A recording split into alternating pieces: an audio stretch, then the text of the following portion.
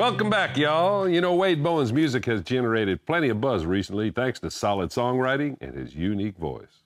He's fast becoming one of the bigger names in the scene. Here's our sit down with Waco, Texas native Wade Bowen.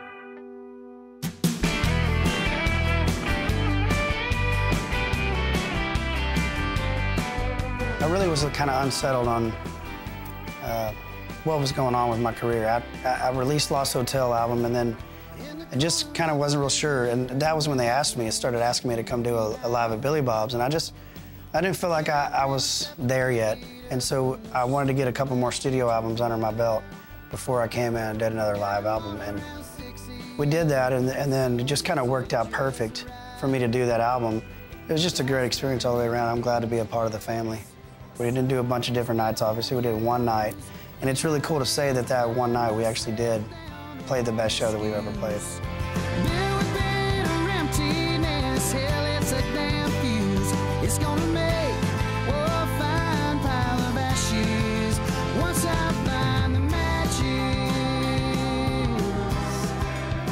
Matches was a song that, with the whole studio tracks thing, it gave me an opportunity to kind of venture into some unknown territory for me in the studio. So I got to work with Frank Liddell as a producer, which was a tremendous honor. I've always wanted to work with him. He's great.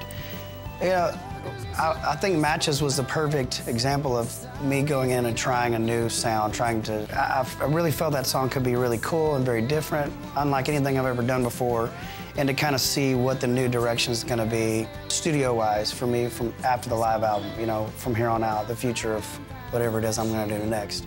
Bottle into Gold was actually when I asked Frank Liddell to kind of, here's some songs, what do you think of these?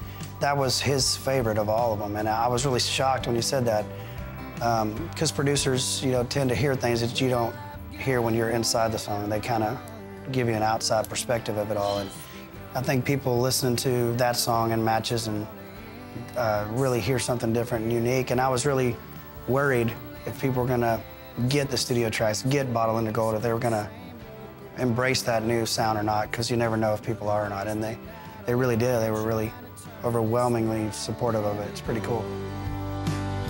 Please give me something more to hold, turn this bottle into gold.